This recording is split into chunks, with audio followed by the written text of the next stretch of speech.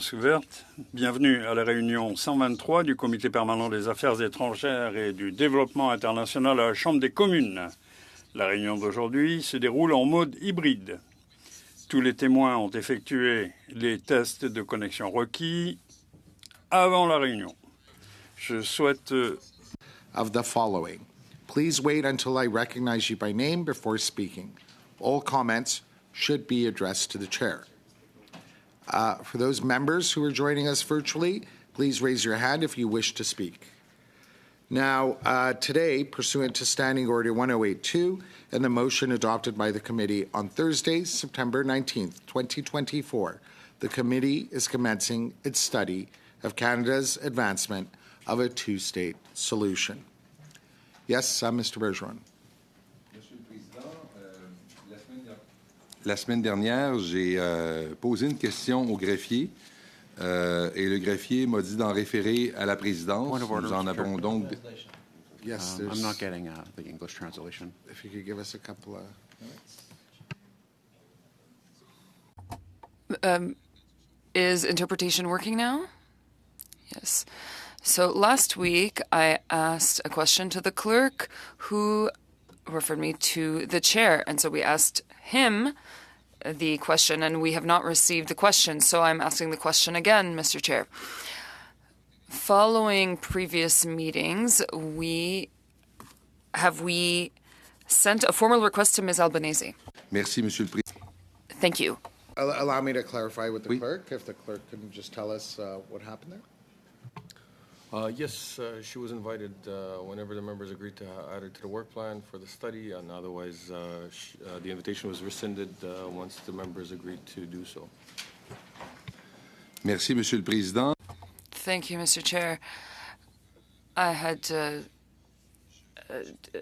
said that I would propose a motion that we invite Ms. Francesca Albanese, who is the Special Rapporteur of the Human Rights in the Palestinian territories, and we asked them to have her to have an informal meeting with us. So everyone has a copy of the motion? Did you want to speak to it, Mr. Bergeron? Je ne veux pas m'étendre. I don't want to further expand on the motion. I just would like to say that everybody knows that the person in question had some very controversial remarks, but they also likely have information that represent the UN's position with regards to human rights in the occupied Palestinian territories. This person will likely be able to provide us with relevant information. As a consequence, and following many discussions we've had that I won't refer to now, I do hope that we will at least have the opportunity to meet them informally. So colleagues who might be available and interested can participate, and those who are not interested or unavailable can not participate if they don't want to. Thank you for that, Mr. Bergeron. Mr. Oliphant. Thank you. I would just briefly say that we won't support the motion to have an informal meeting of the committee. In the last motion, we requested that she submit any comments she had in writing, which I think would then go into evidence, whereas an informal meeting would not. And that given the schedules that we have as MPs and all of that, the pressures right now on a very collapsed timetable, we would prefer to not have an informal meeting scheduled. However, if members want to meet with her, that's up to them, and she could either organize that or one of the members of the committee could have a meeting in their office. But so we're not in support of an informal meeting at this time, but if she wants to submit something in writing, that would be helpful. Thank you. Thank you. Anyone else want to speak to this motion? No? Okay. Should I just call it? Yeah. Proceed to a vote, yeah. So all those in favor of the motion? Thank you. All those against? 60. So 2 in favor, 6 against. Okay. So now I will welcome the witnesses. We're very, very grateful to have Professor Kirsten from the University of Fraser Valley with us here in person. We also have Ambassador John Allen, who is currently a senior fellow at the Monk School of Global Affairs and Public Policy. And we also have Ms. Catherine Verrier-Frechette, who's joining us virtually as well. You will each be provided 5 minutes for your opening remarks. We'll start off with Professor Kirsten, then we'll go to Ambassador Allen, and then Ms. Verrier-Frechette. Mr. Kirsten, you have 5 minutes. Thank you very much, Mr. Chair. There is no reason for Canada to wait to recognize Palestine. It is time. Palestinian statehood is a legal fact. 146 out of 193 United Nations member states currently recognize Palestine. Our allies, Sweden, Ireland, Ukraine, Norway, and Spain, all recognize Palestine, but not Canada. Why? Let me take this opportunity to dispel some arguments that have been put forward against immediate recognition. First, some claim that Canada should not recognize Palestine because doing so would go against our NATO and G7 allies. But Sweden, Norway, and Spain are NATO members. So too are Poland and Czechia. All recognize Palestine. G7 countries like France and Japan have likewise moved closer to recognizing Palestinian statehood. In the May vote at the UN General Assembly, only the United States of the G7 voted against Palestinian statehood. Second, it is said that recognizing Palestine as a state is a, quote, reward for Hamas and terrorism. This argument is both duplicitous and, frankly, dangerous. It relies on an assumption that Palestinians are themselves Hamas or supporters of terrorism, a notion that drives the collective punishment of Palestinian civilians and is used regularly to justify atrocities. Recognition is not a reward, nor is recognition a consolation for the relentless and well-documented war crimes and crimes against humanity committed against the Palestinian people. Self-determination is a basic, inalienable human right. It is the right of Palestinians. The international covenants on civil and political and economic, social and cultural rights, both treaties that Canada signed and ratified, list the right of all peoples to self-determination. They do so in Article 1. Third, some say that recognizing Palestine as a state would undermine the prospects of a negotiated two-state solution. There's no evidence for this proposition. What has undermined the two-state solution are the atrocities of Hamas and Israel, neither of whom are interested in a Palestinian state existing beside Israel.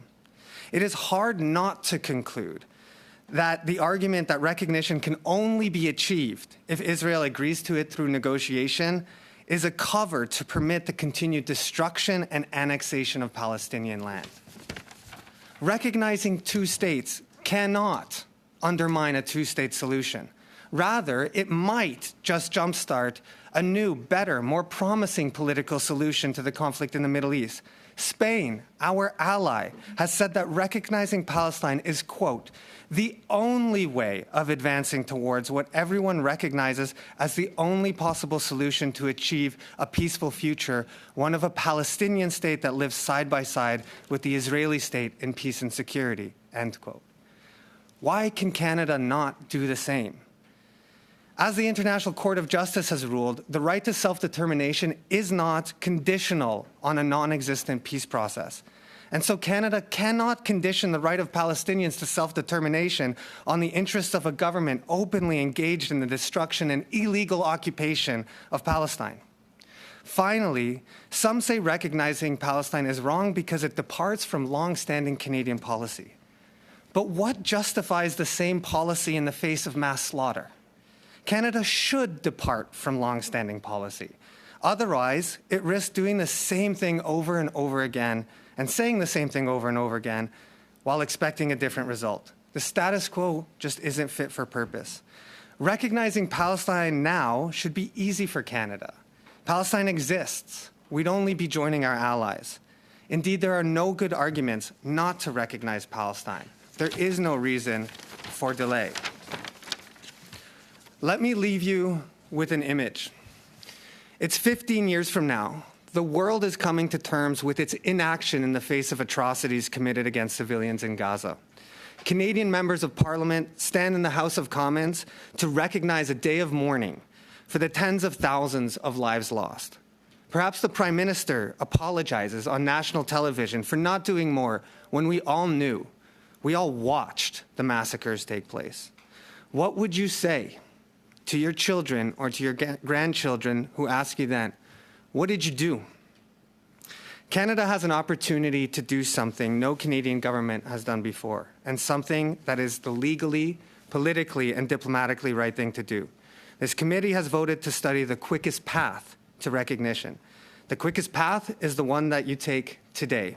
The time has come to recognize Palestine now. Thank you very much. Thank you, Professor Kirsten. We now move to Ambassador Allen. Ambassador, you have 5 minutes. Thank you, Mr. Chairman. Let me open by saying that I'm Jewish. My wife is the child of Holocaust survivors.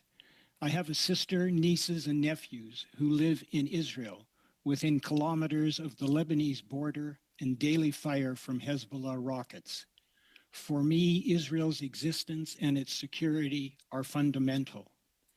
And that's precisely why everything I'm going to say is premised on my strongly held belief that two states for two peoples is the only solution that can end the conflict between Israelis and Palestinians and ultimately bring security and safety to both. The greatest threat to Israel is from within, and it will never be secure as long as it continues to occupy the Palestinian people in the West Bank and Gaza. Indeed, two states and the illegality of Israeli settlements, which are among the greatest obstacles to two states, have been central to the foreign policies of Canada and its Western allies for decades. Unfortunately, our governments have done little to nothing to prevent settlement expansion or to advance the goal of two states. As I understand it, however, one of the main objectives of the committee today is to discuss recognition of a Palestinian state. First, let me say that recognition of a Palestinian state is not about peace in the region today or even tomorrow. Few people in Israel or Palestine can focus on two states right now. Israelis are still experiencing a collective national trauma over the events of October 7 and remain focused on their hostages, their soldiers, their evacuees, and their highly unpopular government. Palestinians are suffering their greatest tragedy since the Nakba in Gaza, and violence and fear pervade the West Bank.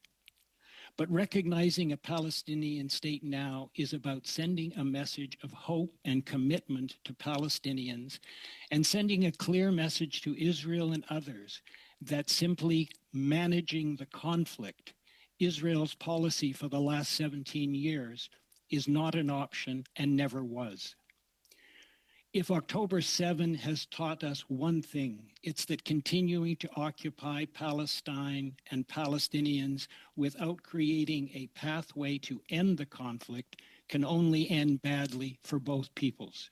So why do I support early recognition of a Palestinian state? I believe that the Palestinian people desperately need a horizon for peace and a clear path forward if the Palestinian Authority is to be able to revitalize itself and begin to fully govern as a state. Moreover, recognizing a Palestinian state now would confirm that Palestinians are a legitimate national people deserving of the same rights and responsibilities as Jewish Israelis. It would demonstrate to Palestinians that the international community's words regarding two states, settlement expansion, and violence are being translated into action and commitment. Such recognition doesn't obviate the need for new governments in Israel and Palestine. It still requires a willingness to compromise on both sides. It doesn't mean that the final status issues to be resolved between Israel and Palestine have been resolved. but it does send a clear message that that's where Canada and the international community are committed to going, and that Israelis and Palestinians must move in that direction too. Third, it would give hope to a people who, following 57 years of occupation, the current death and destruction in Gaza, and the continuing violence in the West Bank, desperately need a signal that the international community does not consider all Gazans to be Hamasniks and does not consider all Palestinians to be supporters of violence.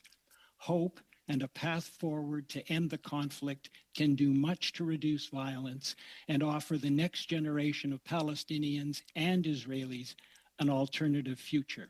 Fourth, it sends a signal that Israel does not have a veto over the future of the Palestinian people. Should Israel have a say in the future of the region? Of course.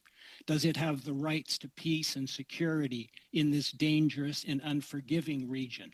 Absolutely. Will negotiations over the final status issues be difficult? Undoubtedly. But the Palestinians are not school children who must do all their homework, change leadership, end corruption, hold elections, agree to final borders before Israelis are prepared to even begin talking peace. Who challenges Israel when its prime minister holds up a map at the United Nations that pictures Israel stretching from the Mediterranean to the Jordan? Who conditions support for Israel when its government's coalition agreement provides for annexation of the West Bank, or when its ministers and MKs advocate resettling Gaza? As was just mentioned, 146 of 193 UN member states already recognize a Palestinian state, including 14 EU members. Others, including Belgium, are considering it. Canada has consulted with Australia and New Zealand, who are also considering the question. The US and the UK have asked for recommendations. Clearly, the train is leaving the station. In my view, Canada and its closest allies, all of whom support two states, even more now, post-October 7 than before, should all get on board that train. Thank you, Mr. Chairman. I'm happy to take your questions on this issue and on the issue of two states more generally. Thank you, Mr. Allen. We now go to Ms. Catherine Verrier-Frechette. You have 5 minutes before we open it up to questions from the members. Thank you, Mr. Chairman, and thank you, esteemed members of this committee and Canadian citizens as well. It is an honor to be here today. I am speaking from the Middle East, where I live and work at this time.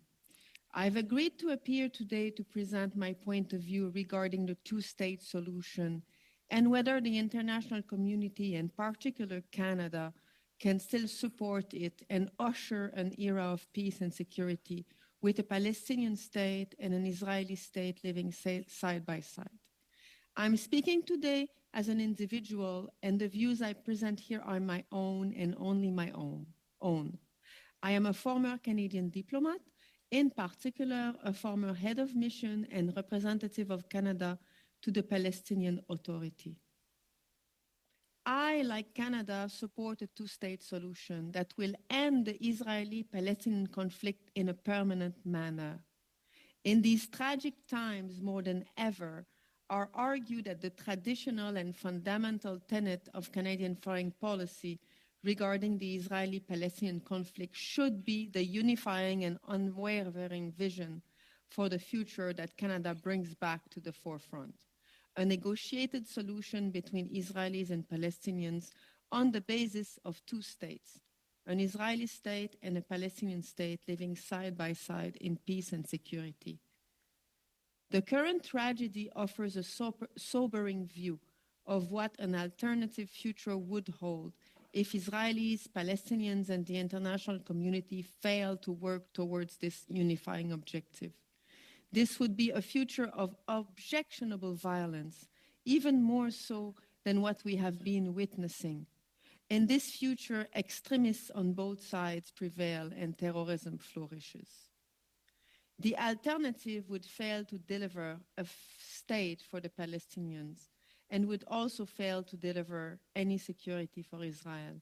It would corrupt the Israeli polity to its very core, turning it into a perpetual, ever more violent international actor whose sons and daughters are turned into agents of oppression. It would also corrupt the Palestinian polity to its very core, anchoring only terrorism, violence, destitution, and stripping the Palestinians of their sense of agency, of their future, and of their honor. A negotiated two-state solution to the Israeli-Palestinian conflict remains the only path toward the establishment of a full-fledged Palestinian state and the security of the State of Israel. This is partly because no other path has been identified to reach the objective, and also partly because history has taught us that a negotiated solution to a conflict is the most likely one to be successful at resolving this conflict in the medium and long term.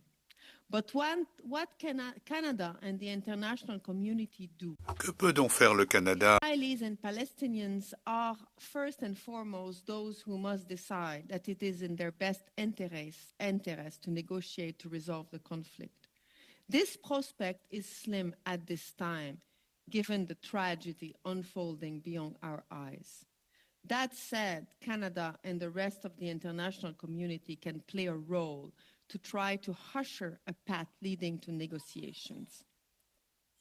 I'm outlining here a handful of strategic ideas that can potentially ground Canada's foreign policy.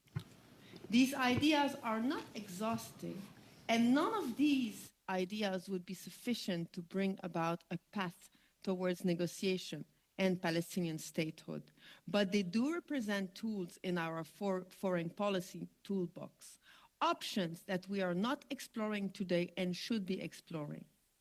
The first of these options is a framework with clear parameters for a two-state. Ms. Verrier-Frechette, you're over time already, so you're almost a minute over time. Can you give me 1 more minute to just outline my ideas, Mr. Speaker? Sure. I can give you another 30 seconds.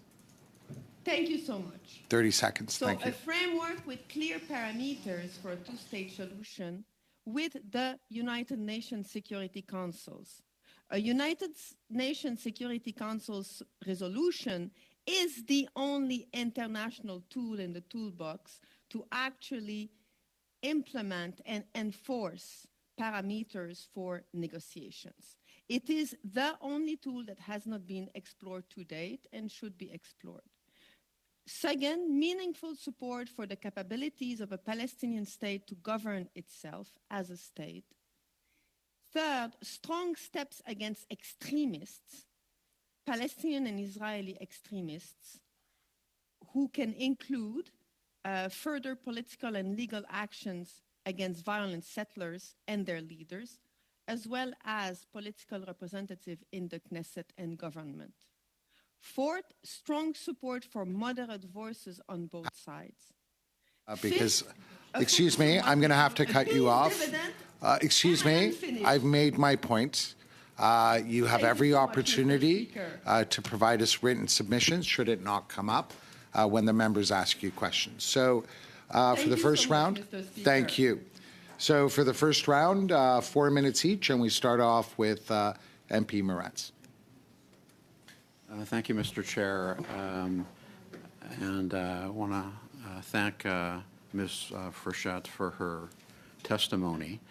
I think it's important when we're looking at this issue, if people are just tuning in now, they might be under the incorrect notion that this conversation had never taken place before.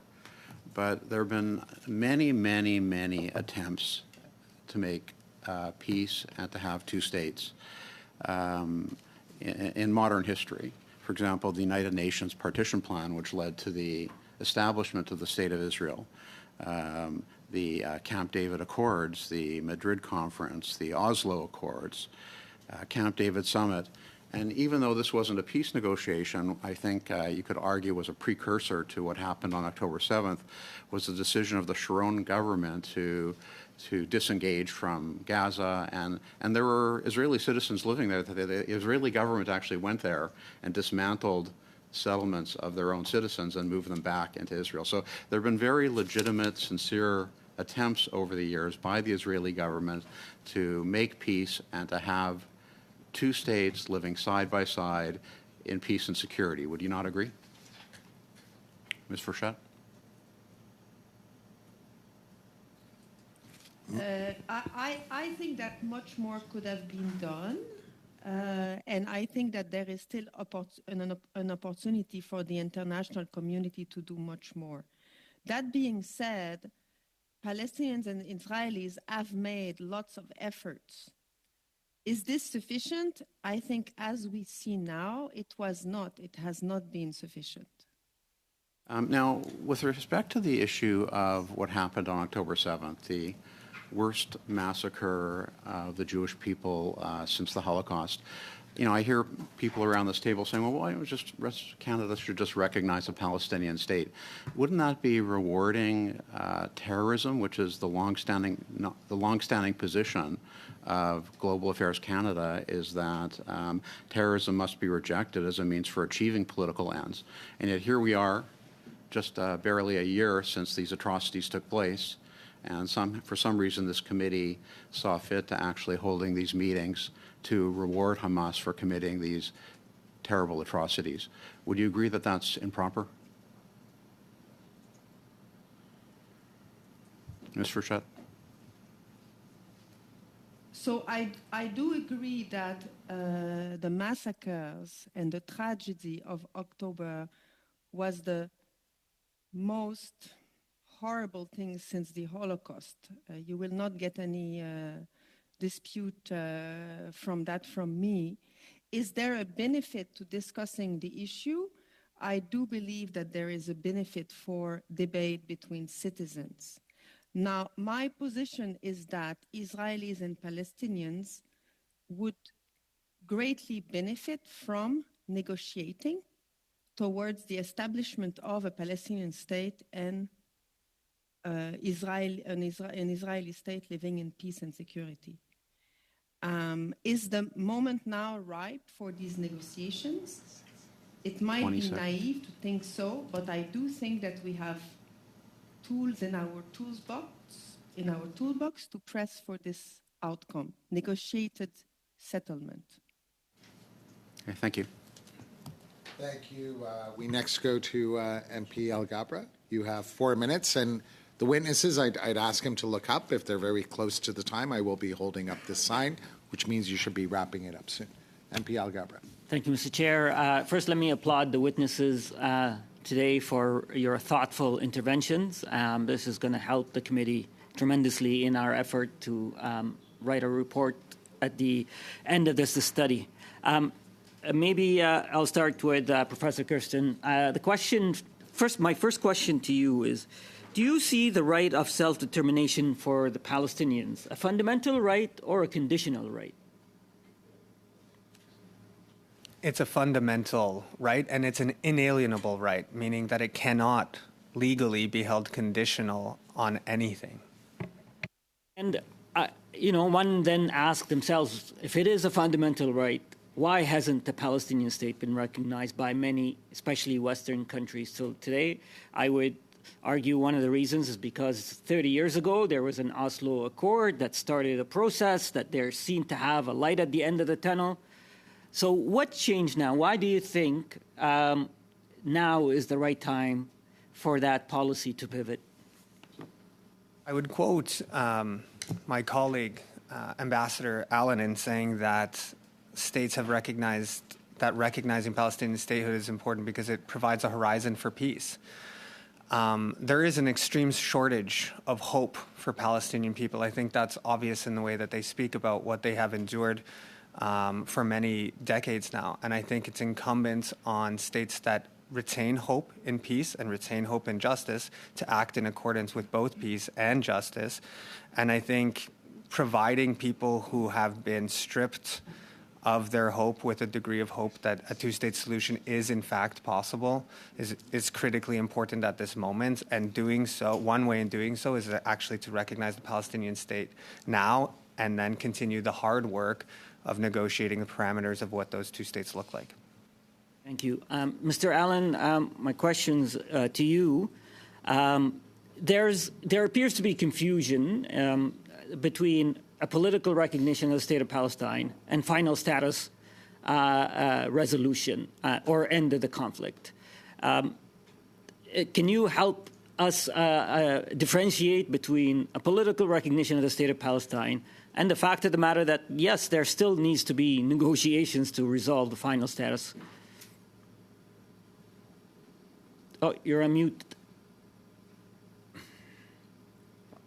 Thank you, Mr. Chairman. Yes, there is a clear distinction here, and the fact that 146 states, including many of our EU member allies, have recognized Israel, acknowledges that difference.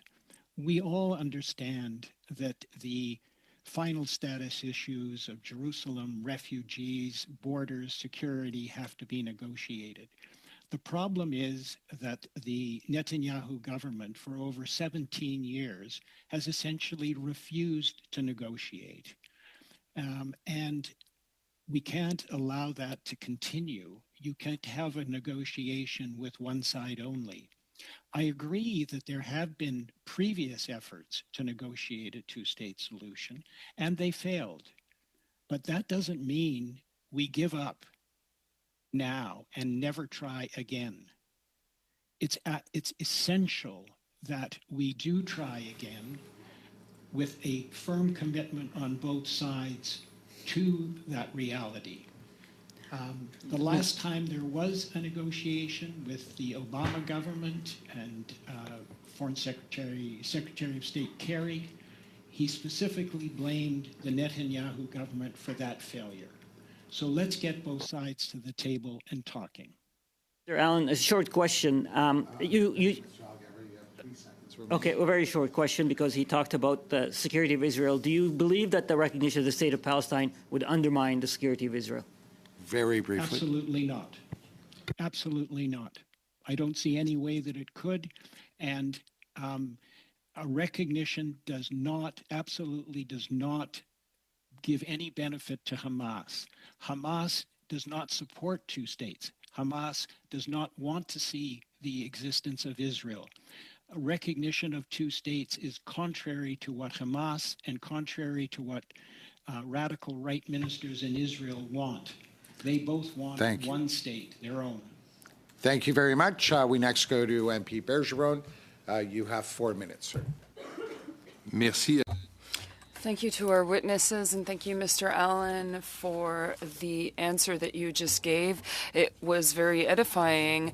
There are a lot of fallacious, or rather, wrongful objections to the establishment and recognition of a Palestinian state. My question is towards Mr. Kirsten. When countries like Slovenia, Spain, Norway, or Ireland say that recognizing a Palestinian state does not mean that they support or legitimize the existence of Hamas, it might sound contradictory to a layperson. Can you tell us what your experience is as a juror? What is the difference between recognizing a state and recognizing a government? Thank you very much for the question. And I think you're absolutely correct that Spain, Sweden, and of course Norway, they of the Oslo Accords have recognized Palestine and have zero interest in recognizing terrorist activity or supporting Hamas. And again, I think the question in part goes back to what Ambassador Allen was saying, which is that Hamas doesn't want a two-state solution. And that's really important to recognize. Neither the government in Israel wants a two-state solution, nor Hamas wants a two-state solution. It is my opinion, and having thought about this, worked on this issue for a long time, that it is the civilians who want a two-state solution. And so recognition is not in favor of the is the current Israeli government or any particular entity in Palestine. It is the right thing to do. It is the right of the Palestinian people, and it is the right of the Israeli people. Merci beaucoup. Monsieur Allen, le 9 octobre. Thank you. Mr. Allen, on October 9th, in an article published in the Toronto Star after the October 7 massacre, Side recognize the other's legitimacy. Vous que dans les circonstances actuelles, la solution à deux États est de moins en moins envisageable. You mentioned that the two-state solution is less and less likely. You started today by saying that the two-state solution is the only solution. Can you help us to reconcile these two differing positions that came from you?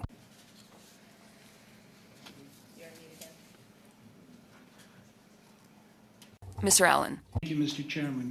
What I meant and what I said was that following the tragedy, the massacre of October 7, and frankly, following what's happened in Gaza and in the West Bank since, you can't expect people to be thinking about two states.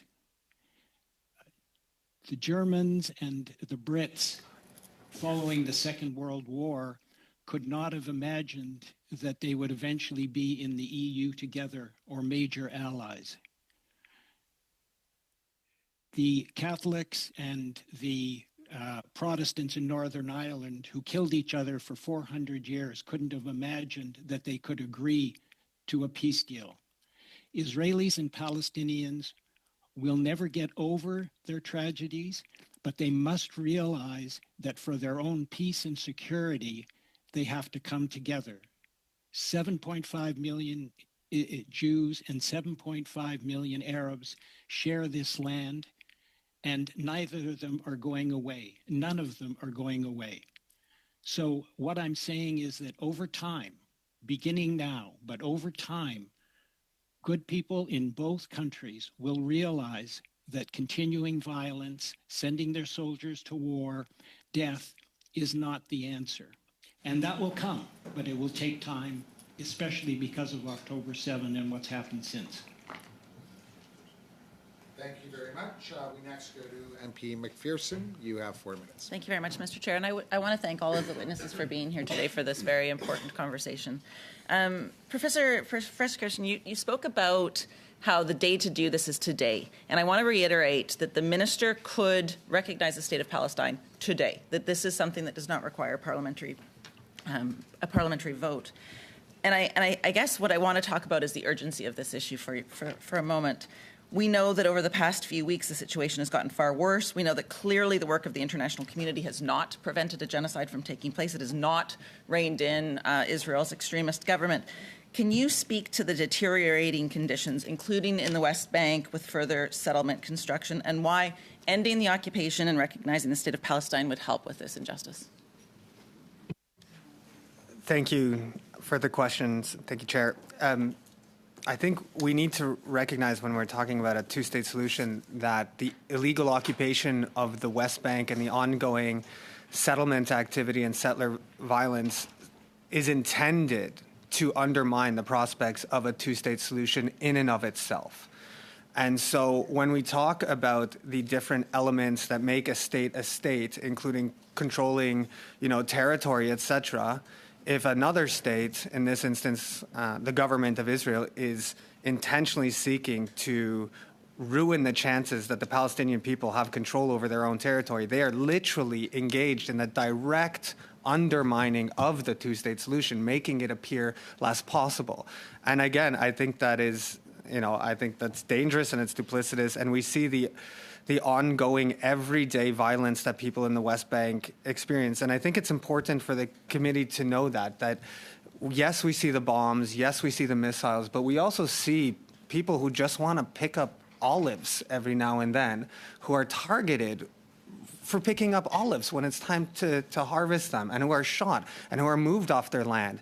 And we see ministers openly declare that those people are right and that they would like to hand them guns so that they can commit their settler violence more easily. And now we see the possible expansion of settlements to Gaza. And this is all open No one is hiding these things. It's all available to us right now.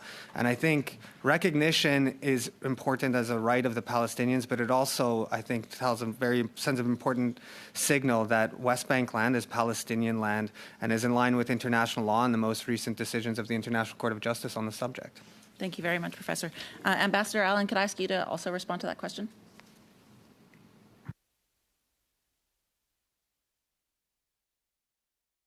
Sir, I believe you're on mute. As I've said before, we're at a bit of a crossroads. Israel is under danger from rockets from the north, from the Houthis, from rockets from Hamas. So Israel is in a very difficult situation, and it has been for a long time. But that doesn't obviate the need to reach out to Palestinians now and as soon as possible. It's as simple as that. One person suffering doesn't mean that another person isn't also suffering. And I can only repeat that Israel's security can only be guaranteed. And you don't have to listen to me.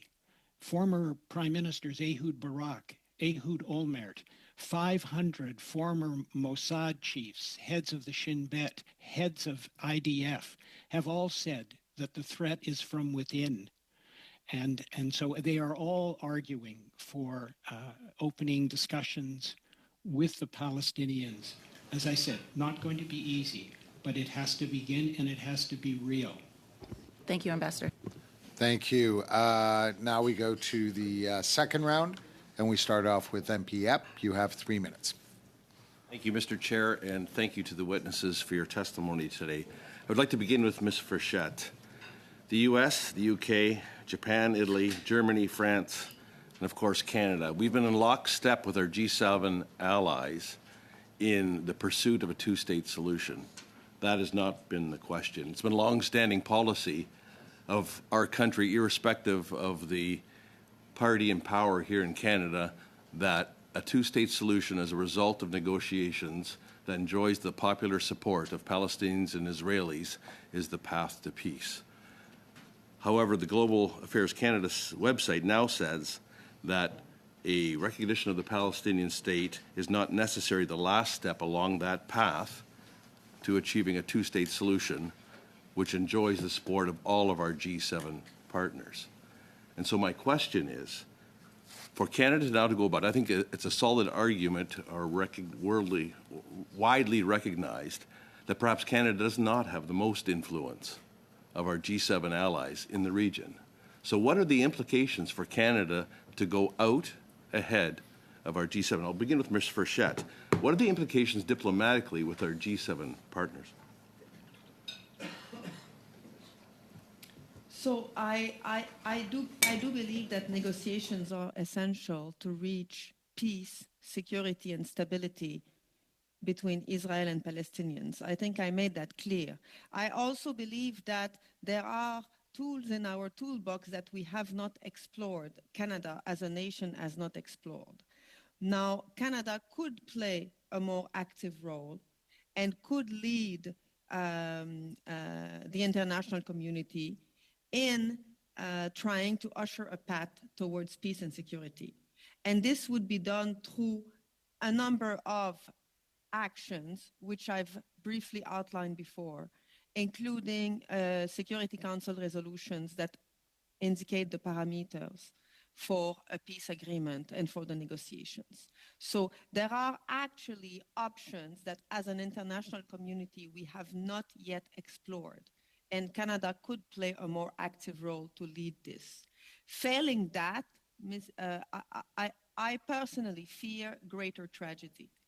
I personally fear greater If I could interrupt and get tragedy one more question into you. I hear you calling for international collaboration in that approach, yet Canada is a member of the Five Eyes, so I'll expand it even beyond our G7 partners.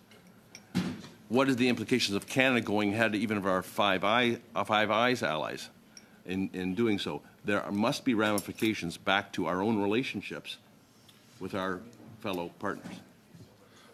Very briefly, less than 15 seconds, please. I think it is what is key here is to keep in mind the current tragedy and to try to usher a path for peace. And this is truly through negotiations. Thank you very much. We next go to MP Zuberi. MP Zuberi, you have 3 minutes. Thank you, Mr. Chair, and to the witnesses for being here today for this extremely important study.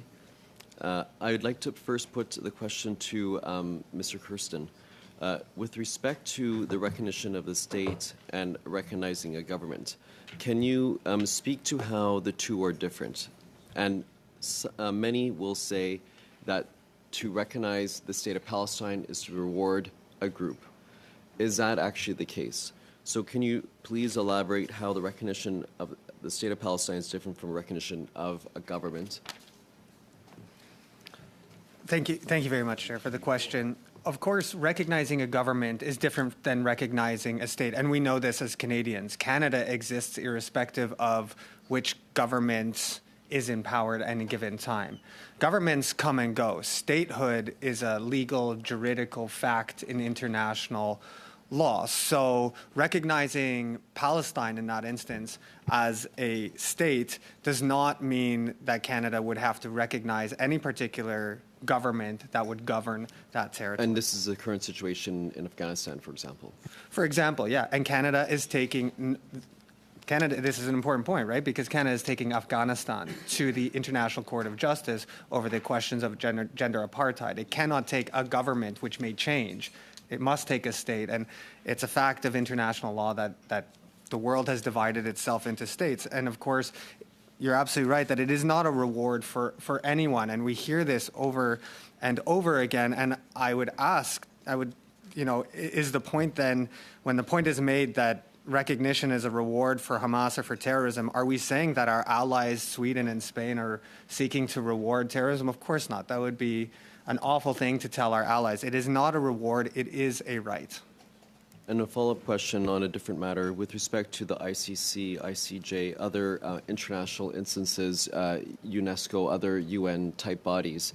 How would Canada's policies towards applications made by the state of Palestine be different than the current situation that we find ourselves in? So you're right that Palestine has sought recognition in international institutions and is recognized as the state of Palestine before the ICC. And of course, I think what's important to highlight there is an attempt of the Palestinian people and some leaders in Palestine to seek law and not war.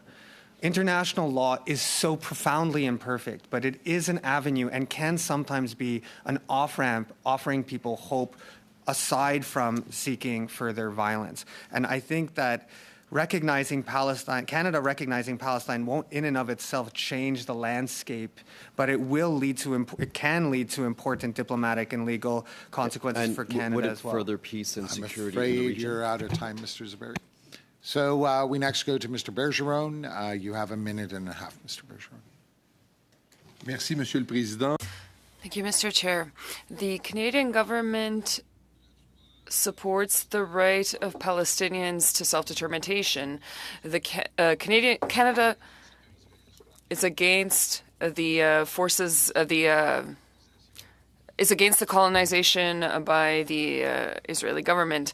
So my question is for Ms. Verrier-Fréchette. What has Canada done so far to support the self-determination of Palestinian people, to oppose the occupation and the expansion of colonies, of settlements, rather?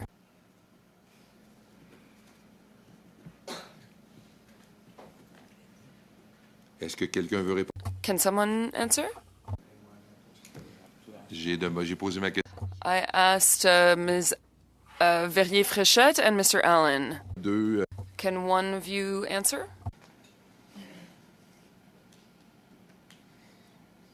I can briefly start. I mean, clearly Canada has led a key role in the past, in past peace negotiations, including during the Madrid peace process. Now, does this mean that we have done enough? Of course, I do not think that we have done enough, and I think we could do much more. I would just add that in respect of the opposition to settlement expansion and the creation of illegal settlements, which is what is happening right now in very significant numbers, Canada has done something. It has imposed sanctions on certain of the worst of settlers who are creating violence in the West Bank, but they could do much more, and they should consider imposing sanctions on ministers of the Israeli government who are advocating annexation and resettlement of Gaza. Those measures are directly contrary to a possible two-state solution. And if we support a two-state solution, then we should be sanctioning those who try and prevent it. Thank you. We next go to MP McPherson. You have a minute and a half. Thank you very much, Mr. Chair. Thank you for that comment, Ambassador Allen. I think that's an important thing to note. I'd also like you to comment, if you could, on yesterday's decision to ban UNRWA and listing it, a United Nations agency, as a terrorist organization. Can you talk about the impacts that this will have on the conversation about two states and the Palestinian human rights? Well, as I said, we're really not talking about two states right now. We're talking about the grave humanitarian situation in Gaza, where 90% of Gazans have left their homes, where 40-some thousand have been killed, according to reports. And without UNRWA to provide aid, humanitarian assistance, they will be in even more dire straits. And it's absolutely not clear how any humanitarian assistance can be delivered without UNRWA on the ground.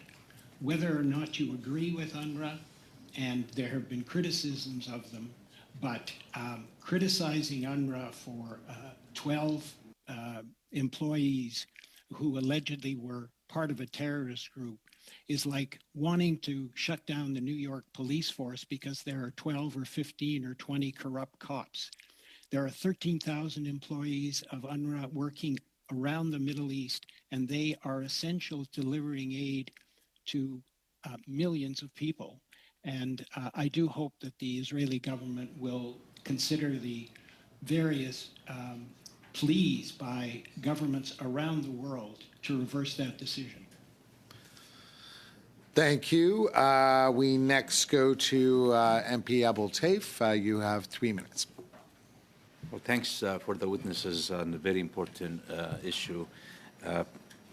Mr. Allen, since Oslo, it's been 30 years, and Oslo was a temporary framework that supposedly going to help to achieve a final situation where peace is a notion of the Middle East, so the rest of the world also can enjoy. Is Oslo framework still valid? Yes or no, and why? The Oslo framework is still valid, and the discussions that have been held over the 30 years to resolve the 5 final status issues, and those issues remain, are still valid.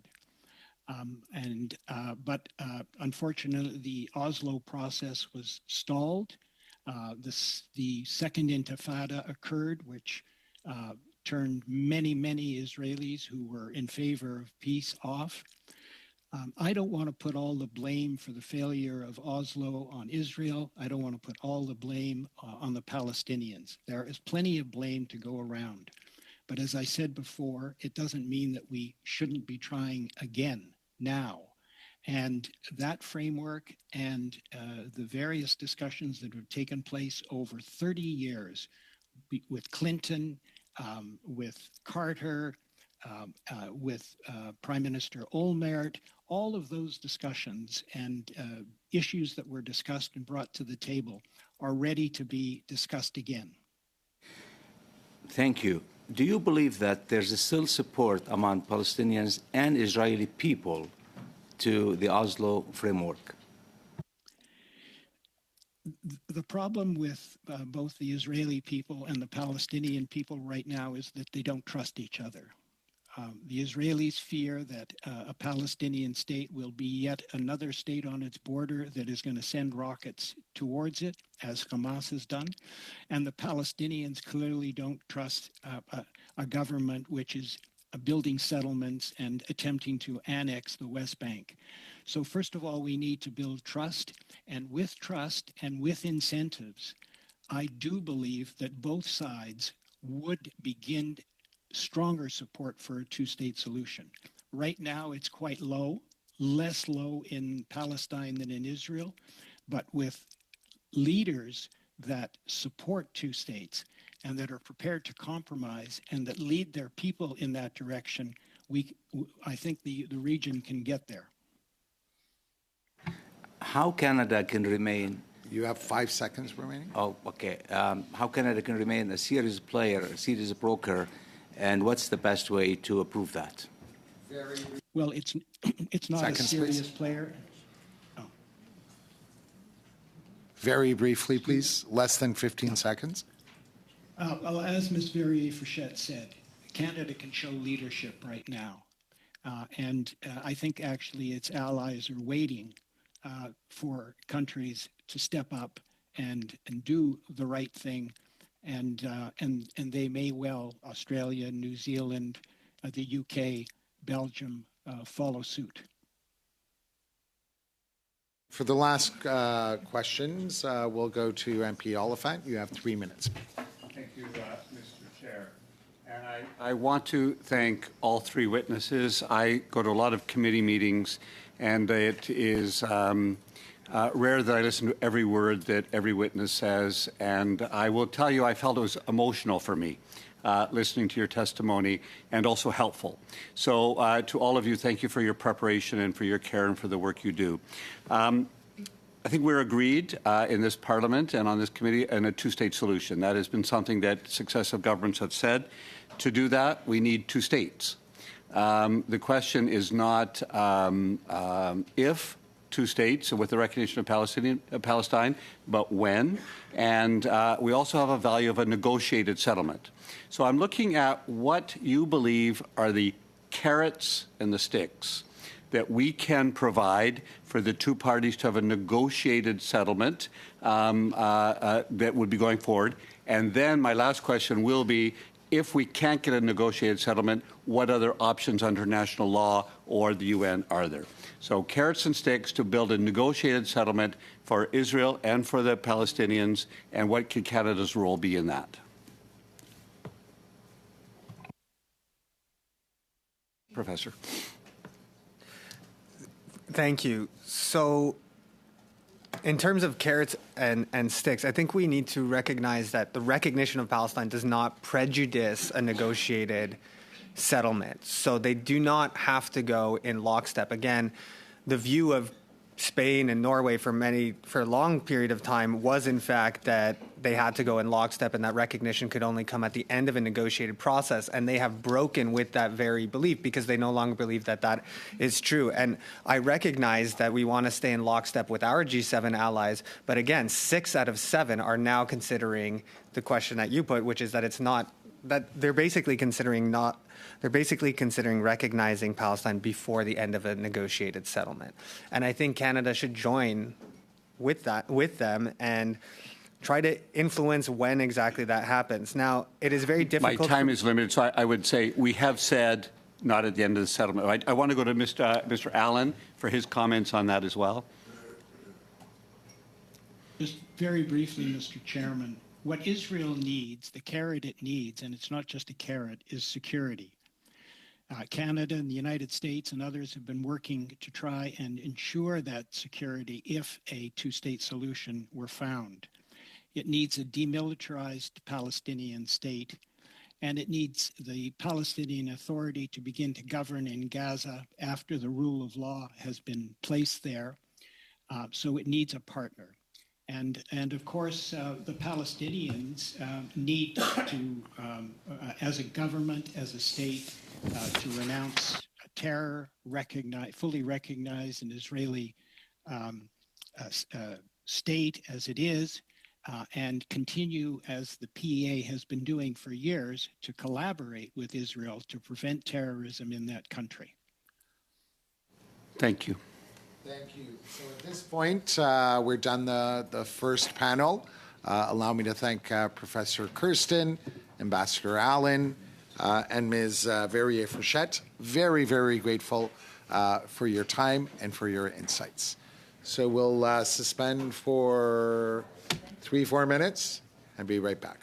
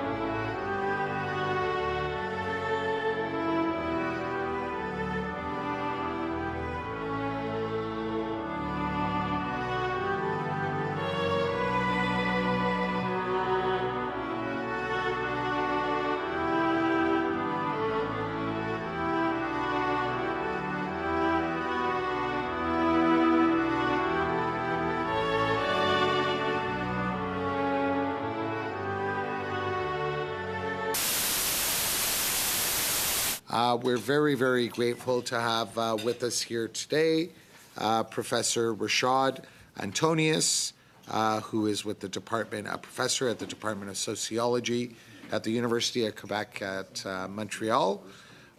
We have, do we have Professor MCs here? Not yet, no. Okay. We're also very, very grateful to have Professor Momani of the University of Waterloo, who's well known to all the members here. We are still expecting Professor Imses of Queen's University, but I guess we'll get started. Each of you will be provided 5 minutes, after which we will proceed with questions from the members. So, Professor Antonius, given that you are here, the floor is yours and you have 5 minutes. Bonjour, Monsieur le Président. Est-ce que vous m'entendez? Good morning, Mr. Chair. Can everyone hear me correctly? Perfect. Before starting with my remarks, I will insist on the fact that all of the sources that I'm referring to and everything that I do are Israeli sources. Not that Palestinian sources are not reliable, but this demonstrates that within Israel there are people who support my points. If anybody is, there are some people who are critical of Israel and those who are not. First, I will state a fundamental guideline that should be a tenet of Canadian policy. With regards to international politics, Canada has an interest of following international law for various reasons. Nationally, referring to international law provides context to resolve certain issues. Referring to international law can be a good criterion for addressing these claims in a fair way. And such a position would play an important role in toning down tensions and social conflicts. The alternative to such a stand... The interpreter apologizes. In the last years, Canada's weight has been obscured by partisan politics and not by international law. I will demonstrate it. Canada lost its seat in 2020 at the Security Council, and that is a good indication.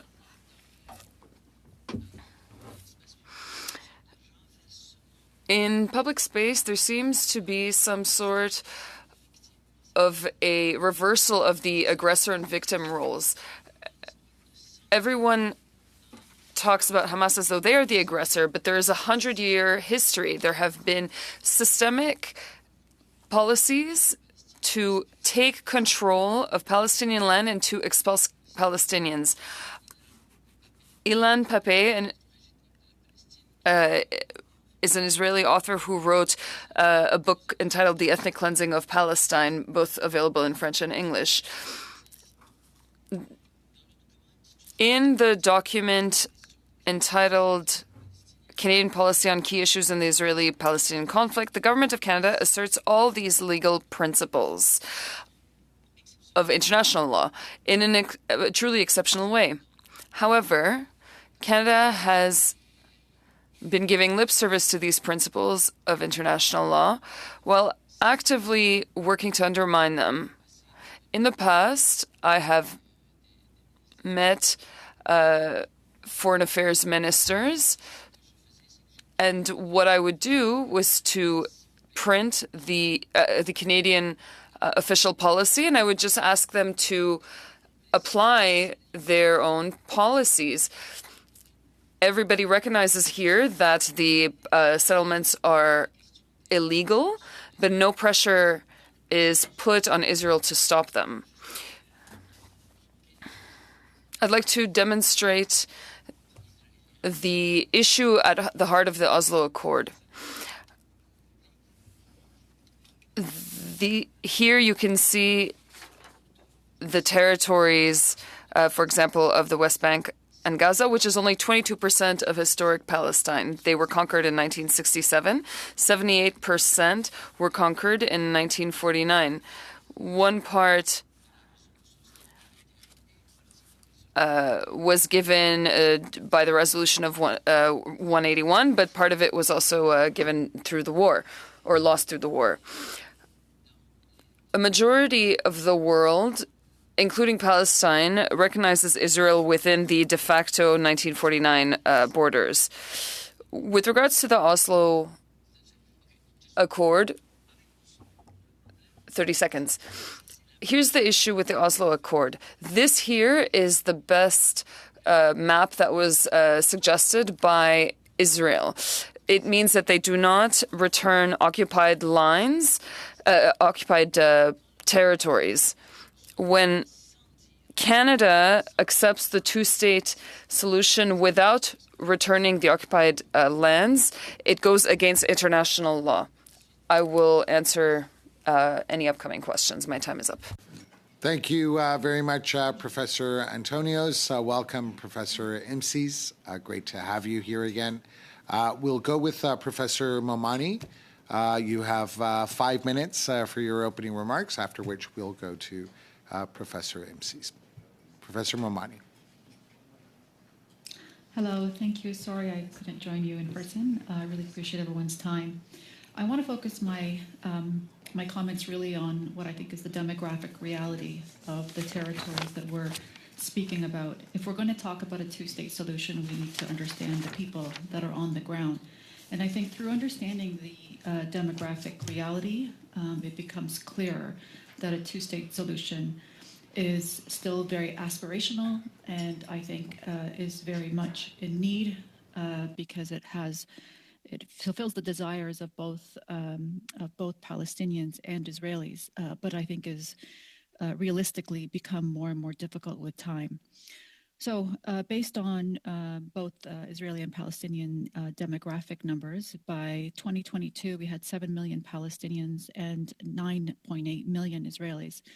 What I'd like to point out, of course, is that the Palestinian community is divided in 3 million in the West Bank, 2.1 million in Gaza, and about 2 million inside Israel proper.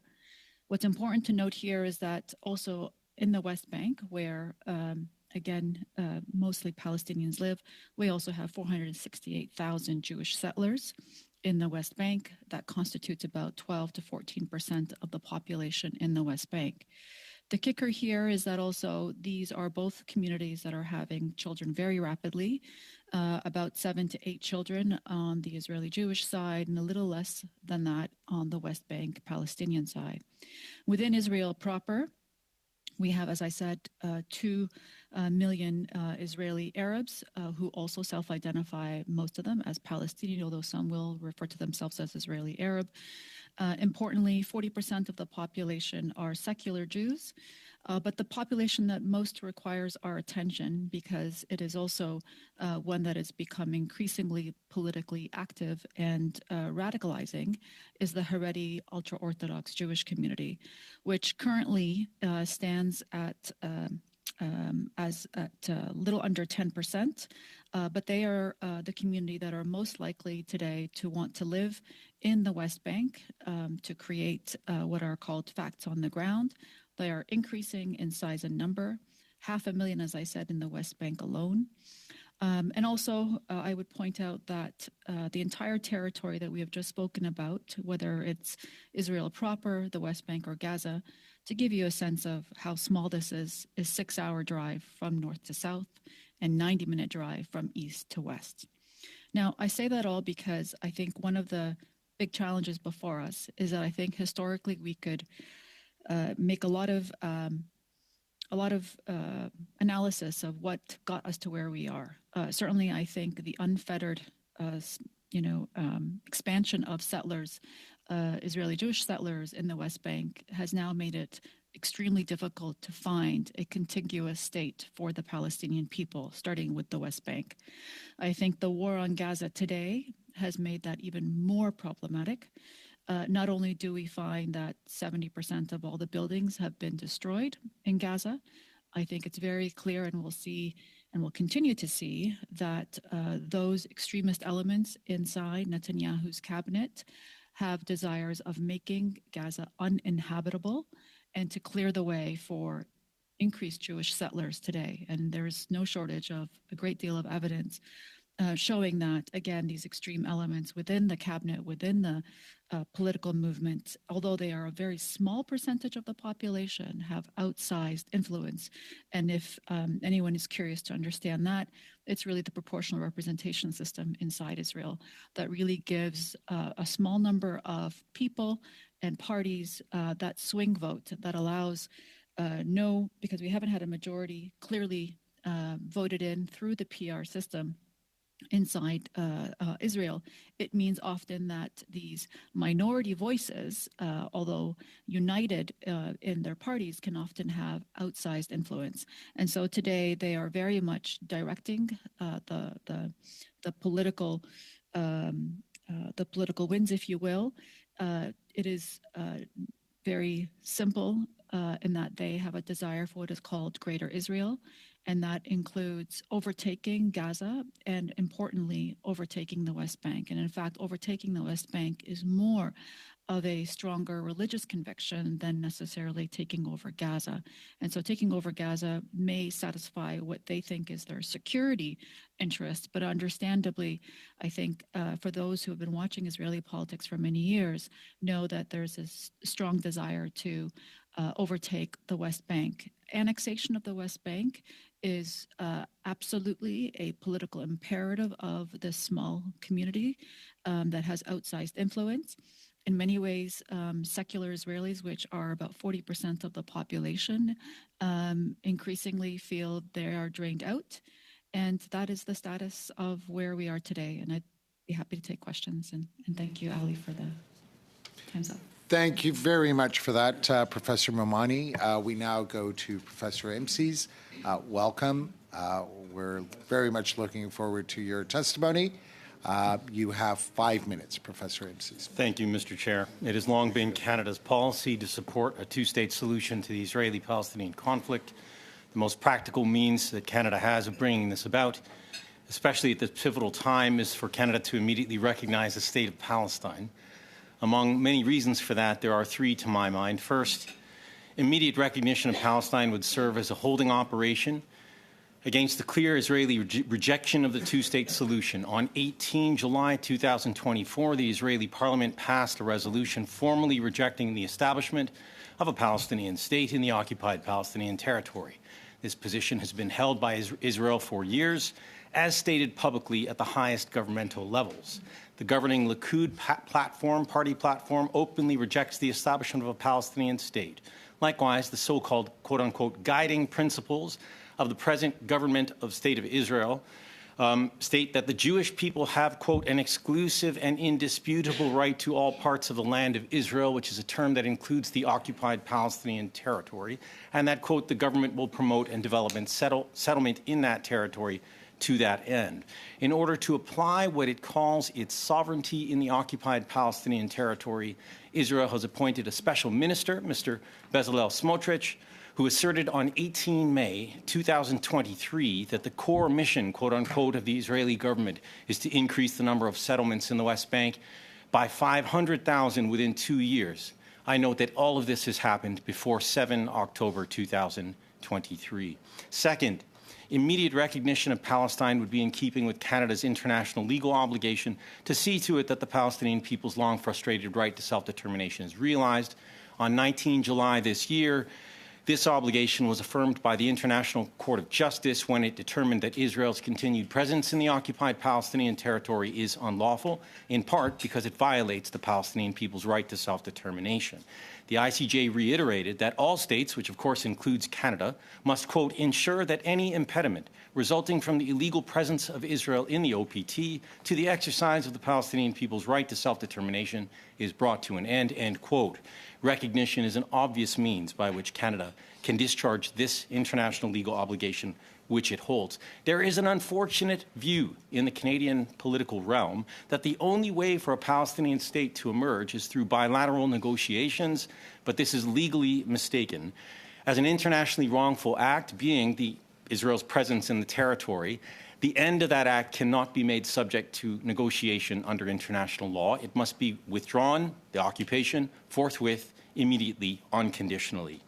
Third, immediate recognition of Palestine would be in keeping with the fact that the state of Palestine already juridically exists under international law.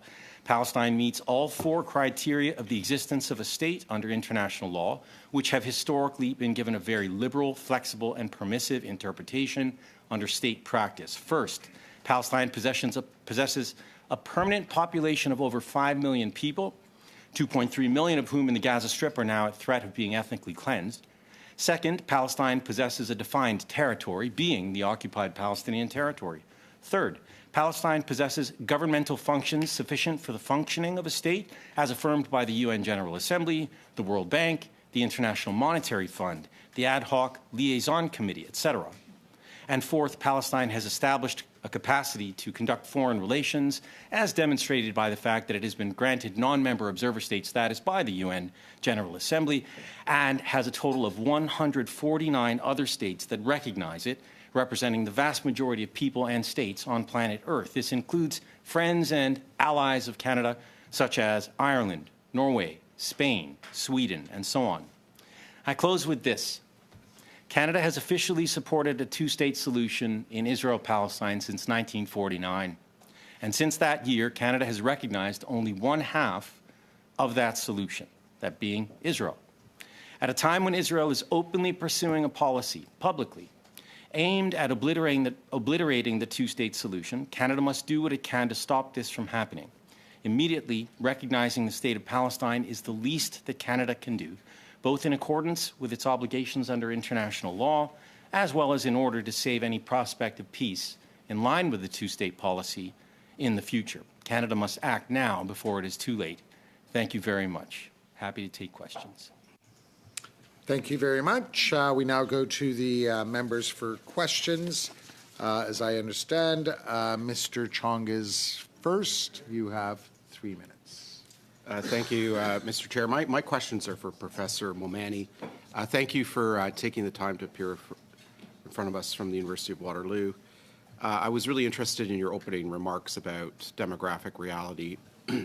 It seems to us that the path to a two-state solution must be the result of a politically, not legally, politically must be the result of a negotiated two-state solution settlement between Israelis and Palestinians, and that also must have popular support. So I'm very interested in exploring the demographic reality of Palestinians and Israelis today. You mentioned that there's some 9.8 million Israelis, 40% of them are secular. About 500,000 of them are in the West Bank. Approximately 2 million of them are Israeli Arabs or Palestinians. So my question for you is, what is the level of popular support amongst the 9.8 million Israeli citizens? And if you could break that down amongst the different constituent groups of Israeli citizens. And then I'd like to explore the Palestinian side. Yeah, thank you. Let me just say that I think both communities are becoming more and more extreme. I think that's just the reality of this awful war. And so the polls or the numbers that we've had from before, some of them have just gotten worse. I think the time to have had a two-state solution was a long time ago. But today, Israel has been taken over by those extremist elements. And in fact, there's a reason why we've seen for 11 months protests on the streets against the Netanyahu government for some of the changes that are happening inside the country. Yeah. Are there any please point to that our analysts could research as we go through the study that would indicate levels of support amongst Israeli citizens? Yep, Carnegie did something a couple of years ago. Carnegie Institution did something. Nathan Brown was one of the co-authors of that report on sentiments within the Israeli and Palestinian communities towards either a two-state or a one-state solution. Any polling that you're aware of, reputable polling of support amongst Palestinians for a two-state solution, whether they be in the West Bank, Gaza Strip, or amongst the Palestinians who live outside of those two areas? Yes, I believe there was something done very recently that suggested there was still support for a two-state solution, but the numbers are going down, and that's with every passing year. And of course, this past year, that has plummeted probably to its lowest ever. Thank you. Thank you, Mr. Chong. We now go to Madame Chital. You have 3 minutes. Merci beaucoup, Monsieur le Président. Thank you, Mr. Chair, and welcome to all of our witnesses for this important study.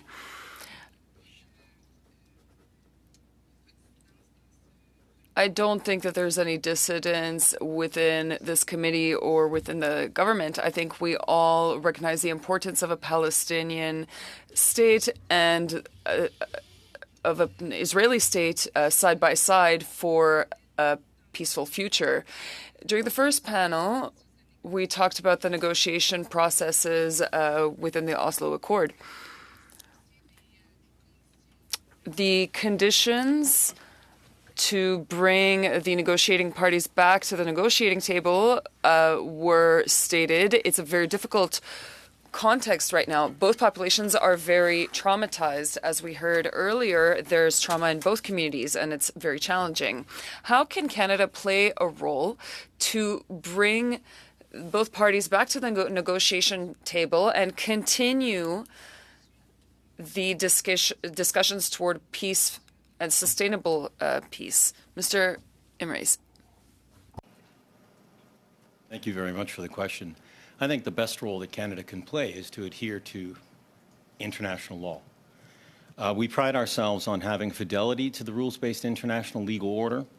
Any solution of any conflict needs to be measured and consistent with the guide rails, the firm guide rails of what international law requires. Because as I had mentioned, the principal judicial organ of the United Nations, the ICJ, has on the 19th of July determined that Israel's very presence in the occupied Palestinian territory is in and of itself unlawful and therefore an internationally wrongful act. The law on state responsibility does not require that the end of that act be made subject to negotiation. And the same is true with respect to the Palestinian people's inalienable right to self-determination. If you require the end of the occupation and the exercise by the Palestinian peoples to their right to self-determination to be subjected to negotiation between a bad faith, belligerent occupier who is physically in the territory unlawfully and colonizing it with the population that is subject to its control and defenseless, then in effect you're giving the occupying power a veto through the negotiations over time of the exercise, over the exercise of the Palestinian people's right to self-determination. So Canada should abide by international law, encourage Israel to withdraw as per the ICJ ruling from the occupied Palestinian territory, Merci. and then two states can discuss other issues in negotiations among themselves. Merci beaucoup. Et j'aimerais aussi entendre... Thank you. I'd also like to hear... Oh, time is up. So we next go to Mr. Bergeron, 3 minutes. J'aimerais à mon tour. I'd also like to thank the witnesses for being here today and for giving us more information on this important study. Mr. Antonius, you insisted strongly that Canada must be respectful of international law. My question is very simple. According to you, recognizing the state of Palestine, would it be respecting international law? Of course, that's obvious. It would be one step, but it would not be enough. On paper, if you look at the main principles that the Canadian government has outlined towards this, all of these refer to international law and recognize it, but none of it is applied. We have to learn from past mistakes. When the Oslo Accord took place, there was overwhelming support from all sides for the peace process.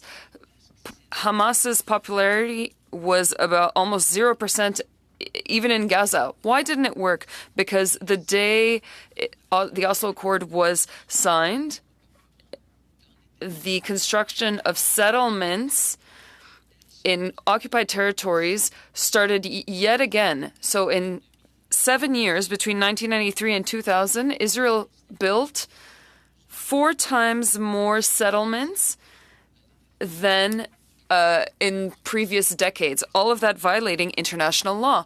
And yet there was no serious pressure that was put on them to stop it, and that is why it failed. Yesterday, the Knesset forbade UNRWA from entering Palestinian territories. Can you tell us what the importance of UNRWA is and of having a presence in Palestinian territories? Would you agree that this decision might accelerate making occupied Palestinian territories completely uninhabitable in Gaza, with the goal of making it, a zone that could be settled upon? Question. I do agree with that. The Israelis have long had a problem with UNRWA, and by passing the legislation that they did yesterday, withdrawing the privileges and immunities of the agency to operate in the territory that they occupy, the OPT, that deprives the agency from being able to discharge its obligations. For instance, one of the provisions of the legislation is that no Israeli can communicate or discuss anything, have contact with any agency official. You can imagine that the hundreds of checkpoints erected and maintained and manned by the Israeli military across the occupied Palestinian territory need to be traversed by UNRWA officials in UN-marked plated vehicles on a daily basis, on an hourly basis. It is now illegal for these soldiers to speak or entertain UNRWA's very presence in that territory. So what this means is, because UNRWA is the largest provider of humanitarian aid and assistance to Palestinians in the occupied Palestinian territory, if you remove, as the Israelis are attempting to do, UNRWA's presence in the territory, you make it a whole lot harder for Palestinians to live. The occupying power has an obligation under international law to provide humanitarian aid and assistance and relief supplies to the protected population, see Article 59 of the Fourth Geneva Convention. And it has an obligation to do that also under Article 60. If UNRWA is not there to do it for the occupying power, that burden falls to the Israelis, and they will not do it. They've made it very clear. This is, in effect, an attempt to hasten the ethnic cleansing of occupied Palestine, in my respectful view. I say this as a former legal counsel to UNRWA of some 12 years. I've served with UNRWA. I spoke regularly with Israeli officials, including in the IDF. I understand the operations of the organization, and I hold myself out to answer any question in relation to UNRWA. Thank you. Madam McPherson, you have 3 minutes. Thank you very much, and thank you to all the witnesses for being here today. This is such an important conversation. Professor Imsis, I'm going to ask you a series of questions, 3 if I can get through them.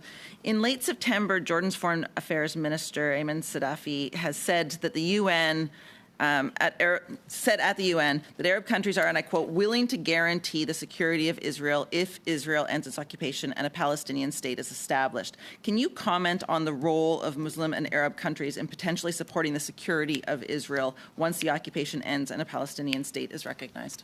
Thank you for the question. It's vital. It's vital. In 2002, after many decades of the Israeli government clamoring for recognition of its neighbors in the Arab world, in the Muslim world, in 2002, the Arab Peace Initiative was launched by the League of Arab States, holding out an offer of full recognition of the State of Israel if Israel were to withdraw, as it is legally required to do, from the whole of the occupied Palestinian territory. That was 22 years ago. That offer is still on the table. And when Foreign Minister Safadi mentioned that just the other day, that's a big thing, because the moment that Israel withdraws, the Arab states, the Muslim states, all of them, these are over 50, 51 states, will recognize Israel. They'll therefore have bilateral relations with Israel that requires that they respect Israel's territorial integrity and political independence in Israel's borders. The key, Israel is not Palestine. Israel has no sovereign rights or legal rights in occupied Palestine. That's the quid pro quo. Respect international law, we recognize you, and will protect you. Excellent, thank you. Goes forward to some of the legal obligations that Canada has. So we look at the ICJ decision that came out earlier this year that recognized that the occupied territories is against international law. What are Canada's obligations with regards to that decision? Well, as I had mentioned earlier, the International Court of Justice made it clear that Canada has an obligation first, or I should have mentioned it, not to recognize the legality of Israel's continued presence in the territory, nor to do anything to either aid or assist it in the maintenance of their illegal presence in the territory. This requires a complete revolution in the bilateral relations between all states, but in this case, Canada and Israel, to ensure that none of those relations do anything to help Israel maintain its presence in the occupied Palestinian territory. This covers economic, political, diplomatic relations, social relations, civil relations, the whole lot. We have, for instance, a free trade agreement with Israel, which is all in good. Canada can do that with Israel. But that free trade agreement recognizes that Israel defines Israel as including the occupied Palestinian territory. This is a violation of the ICJ advisory opinion. It is a violation of the peremptory right of Palestinian people to self-determination. The agreement itself, as a matter of international law, see Article 53 of the Vienna Convention on the Law of Treaties, is illegal ab initio. This needs to be reviewed. And very, very quickly, I'm wondering whether or not, we've heard the government say that they would recognize Palestine when the right time is. When is the right time, Professor? Now, the right time was yesterday. Yeah. Thank you. We next go to Mr. MP Abul Taif. You have 3 minutes. Thank you, Dr. Antonius. I have a question. 70% of Palestinians agreed to the framework of Oslo. Now, the number before last October, was only 30%. On the same token, 20% of Israelis aged 18 to 34, they only support the two-state solution. Seems like the support among both Palestinians and Israeli people for whether the Oslo Accord or for the two-state solution seems to be low. Can you elaborate on this and what Canada can do to enhance this further in the cloud of what's going on right now, where everybody is, of course, stands over the war that's taking place on the ground? It is very difficult to get two people who are at war at this moment to talk and recognize each other. This can be done only by well-intentioned people outside of the immediate circle of confrontation that should keep the dialogue open. But again, why did it go down? Why did this big support that we had right after Oslo go down? Because Oslo was used as an excuse to take over more land. With the blessing of Canada. Canada on paper said it's illegal, but never exercised any serious pressure on Israel. So the first thing to do now is to stop the massacres and then try to put something into effect. Of course, Israel would not withdraw any moment now, but if Israel could say that it plans to withdraw, that would help. Right now, I believe that none of the solutions that are available is fair, and none of the fair solution is available now. We're in an impasse because of the war and because of a policy of taking over the land, including the occupied land, in contravention of international law and in contravention of Canadian policy. So the road is not easy. It must be done stepwise, and the first thing is to stop the violence now. It's not fair to blame, let's say, Canada. I hear some blame from yourself on this. Do you believe that Palestinians made a mistake to go to Oslo? I don't think they made a mistake of engaging in talks. They may have made a mistake in some of the provisions of Oslo. They should not have they should have negotiated better provisions in Oslo. Because in Oslo, the recognition is not symmetrical.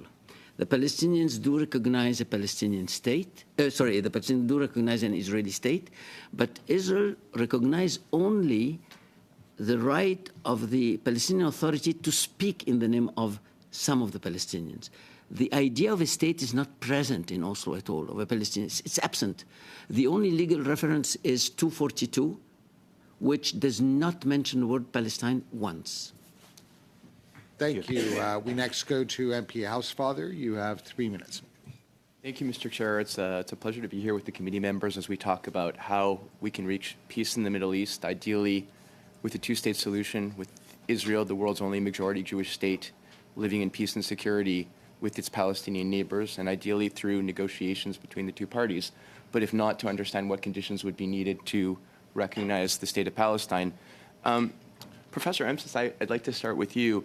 I read your several of the things that you've written, including a document that you presented earlier this year at the United Nations, which is entitled "The Nakba and the UN's Permanent Responsibility for the Question of Palestine." And I think the thesis centers around, I'll read one paragraph. For that, it is essential to discuss the fateful decision made by the then Western-dominated UN General Assembly to recommend partition of Palestine against the will of the country's indigenous majority population through Resolution 181 of 29 November 1947. A review of the terms of the partition plan and the accompanying UN record reveals that the plan was illegal under prevailing international law. This illegality helped lay the groundwork for the Nakba of 1948, which means catastrophe, and its painfully unjust results that have continued and indeed accelerated ever since. It sounds to me, and I've read through it, your thesis is essentially that the creation of Israel was illegal under international law. So I'm going to ask you, do you recognize the state of Israel? We talk about two-state solution. Do you recognize Israel has a right to exist as a democratic and Jewish state? Thank you very much for the question, sir. You've skipped a portion of it. The proposition that Resolution 181 of 29 November 1947 is illegal does not equate to suggesting that in 2024, Israel does not have a right to exist. So let's be clear. Israel is a fact. It is a state. It has the right to territorial integrity and political independence as a state. It's a state. Full stop. That's a fact.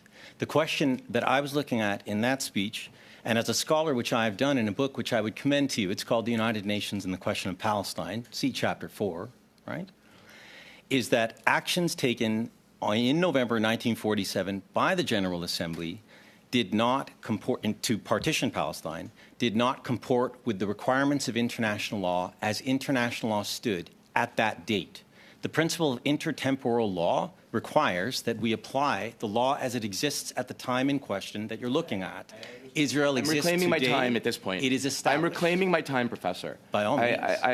Again, I understand that. But your thesis, as I understand it, is that there should have been at the time a vote amongst the majority population to have, if they wanted, one state and not to have two states. That's what we call democracy, sir, yes. Okay, so today, is that your position as well? What I'm asking is, if you're arguing that, are you saying that you would prefer to have one state as opposed to two states voted on by the majority of the population of the entire territory? Do you, in essence, are you arguing that you would actually prefer to submit one of the two to the majority will? Are you suggesting that democracy is a good idea, sir? I'm suggesting that what you're suggesting seems to make the state of Israel's existence very tenuous. Not at all. Because your argument is, okay, well, Israel exists, so it's... Okay, thank you. Thank you. So we next go to Mr. Bergeron. You have a minute and a half, sir. Merci, Monsieur. Thank you, Mr. Chair. Israel was in some way created by the Resolution 181 of the UN, and there was a creation of a Jewish state. Professor Antonius and Professor Imseis, briefly, how do you explain the current hostility of the Israeli government towards the UN? I believe that the Israeli government's hostility is mostly towards international law. Hostility towards the UN is a result of their hostility towards international law. The UN is kind of the guardian of the international law. There's a long answer to that. I'll try and keep it tight. The United Nations is not a monolithic body. It has 6 principal organs. The United Nations has the Security Council, where Israel has enjoyed a privileged position by virtue of its special relationship with a permanent member there. They have no problem, the Israelis, with the Security Council, save and except for decisions that have been taken by the Security Council that they have violated for many a year.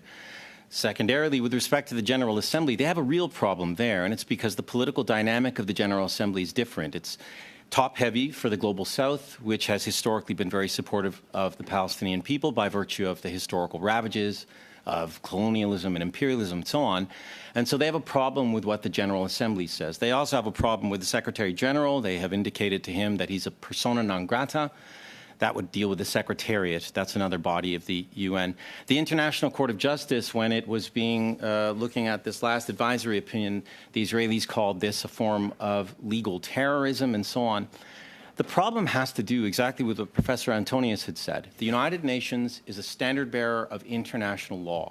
And when the UN bodies pronounce upon Israeli actions in the occupied Palestinian territory and determine those actions to be unlawful, understandably, the Israelis don't like it. This is the basis of their concern with the UN. Thank you. Now we go to MP McPherson. You have a minute and a half. Thank you very much. And thank you for your testimony, Professor, just in terms of recognizing that the state of Palestine does already exist. It is just simply the recognition of Canada that we were talking about, that we are debating today. And I guess that brings me to my question. So we know that allies, Norway, Sweden, Spain, Ireland, etc., have recognized the state of Palestine. Why do you believe it's taken Canada so long to get there, so long to take that step? Look, I can only surmise a guess based on my read. I think it's because the Canadians are bound in their foreign policy when it comes to this issue to the Washington Consensus. And the position of Washington for a long time, because it is so close to the Israelis, is to say that you cannot have the establishment of a Palestinian state and therefore the recognition of said state by other countries unless you have a negotiated resolution. And as I have said, this runs completely counter to relevant principles of international law.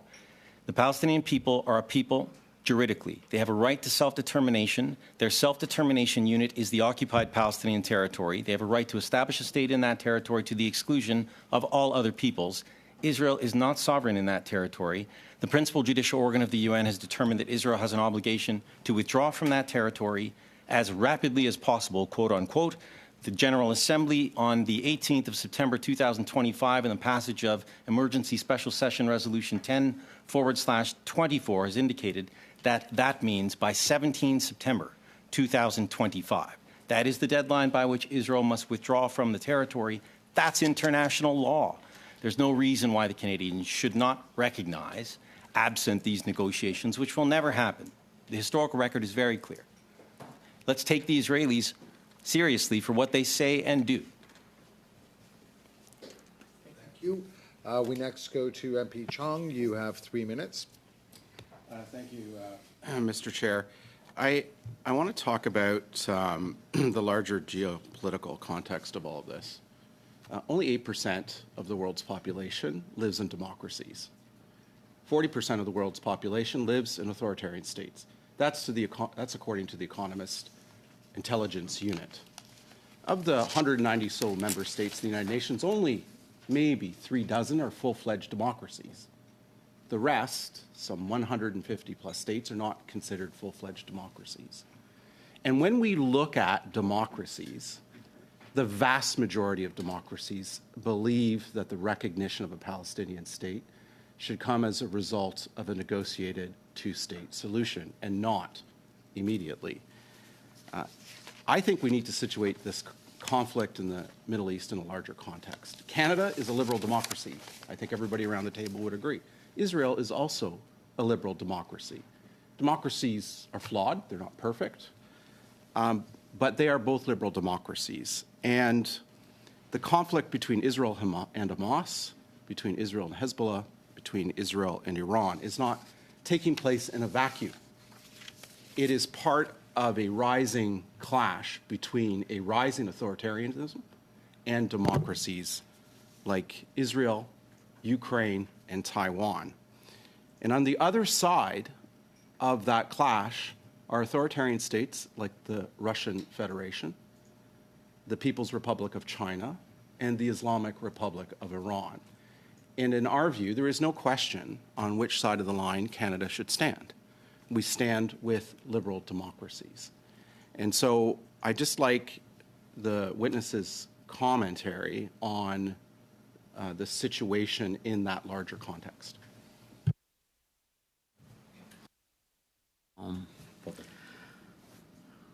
Well, there has been, in the last year, over 42,000 people killed, about 80% of which are civilians, and 60% of which are women and children. I'm not sure how you would qualify the political force that does that a liberal democracy. It's a liberal democracy within its own borders.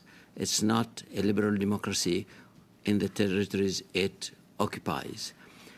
By siding with those who committed these massacres, we are not standing for liberal democracies. And I would like to quote Omer Bartov, who's a Jewish Israeli citizen who served in the Israeli army, who is a professor of history specializing in genocides. He wrote a column in The Guardian, August 13, where he says, "I now believe that what is going on is a genocide." Now, this is an Israeli Jewish citizen who served in the Israeli army. So we have to take that into account when taking a stand on this issue. Thank you. I apologize, but we are. So for the last question, we go to MP Zuberi. You have 3 minutes. Thank you to witnesses for being here and for this critical study about how we as a country can implement our policy to recognize the two-state solution and actualize it. My first question will be to Mr. Imsis, Professor Imsis. With respect to what criteria, in your view, are there that would allow Canada to get to the point where we can recognize the state of Palestine and actualize our two-state solution? Thank you. International law, very clear. That's the criteria. It certainly isn't democracy, because that's subjective, right, as between different states. All states agree that the governing principle of how they should relate to one another is international law. And international law has already determined that Palestine juridically exists. As I'd said, the 1933 Montevideo Convention criteria are met, as recognized by 149 states. And Canada just needs to exercise its political will to recognize that fact. Certainly. And with respect to, some say that the recognition from Canada's end would be symbolic, but others argue that this will actually help save lives. Can you opine on that, how this will actually help save lives? It wouldn't be symbolic, because when a state recognizes another state, one of the corollaries of that is that they recognize their right to political independence and territorial integrity. And so that would require a change in policy that Canada has vis-a-vis the occupying power. Israel's presence, its physical presence in every inch of occupied Palestine is unlawful. And when Canada recognizes the state of Palestine, the position of Canada must necessarily be that Israel must withdraw from the occupied state of Palestine as per international law, the only and sole criterion that all states agree they should abide by. We have 1 minute left. With respect to Canada, we are a G7 country, and many of our EU allies and partners have recently recognized the state of Palestine. As a G7 country, and if and when we do recognize the state of Palestine, how will that impact the world stage, other actors? Certainly, the Canadians are among the last to recognize. So ideally, you would have a snowball effect, much like you do with most any recognition of most any country. But it would certainly help peace in the Middle East. If you claim to have a two-state solution as a policy, if that is the global consensus around which Middle East peace is envisioned, recognition of one half of that two-state framework makes no sense. And that does not mean that other matters don't need to be dealt with between the two parties. It just means the parties should be on an equal footing, at least juridically, at the negotiating table, if indeed that's what it comes down to in the end. Thank you. That concludes the scheduled questions. However, I did want to point out to the members that MP Morris has been here patiently for 2 hours. Is it the will of the committee members to allow him 3 minutes to ask a question? Thank you very much, everyone. MP Morris, please do proceed. You have 3 minutes. Thank you, Chair, and thank you, colleagues. It's baffling to me that Canada states that it wants a lasting peace, that it supports this two-state solution, but it won't even recognize one of the two states. And so, Professor Imsis, I want to read to you the quote we have from our Minister of Foreign Affairs. I'd love to hear what your response would be to her. The quote is, "We're working with our like-minded countries to make sure we identify what are the conditions for the right time." What's your response to that? The conditions are set out in international law, specifically the 1933 Montevideo Convention relating to the rights of states.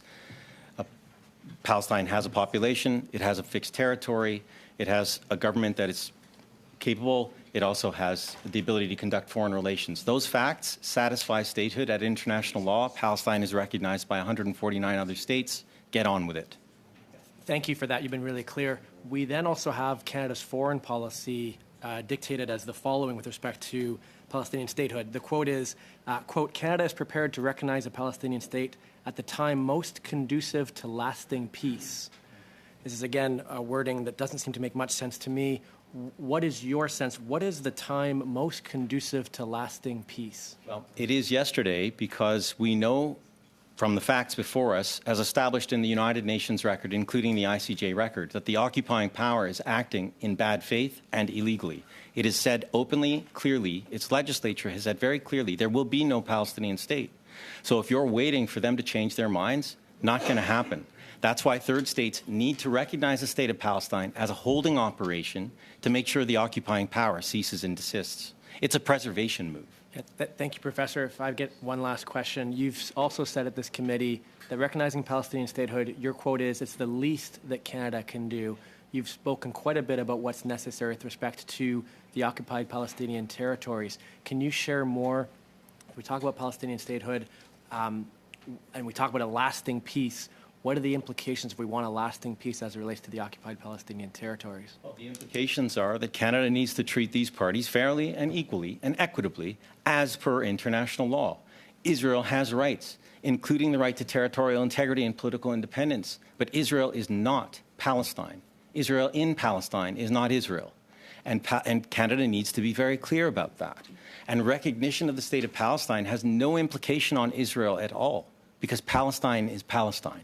If you recognize the United States, does that have an implication on Taiwan? No, because Taiwan is not the United States. It's self-evident. This stuff is so clear, and international law backs it.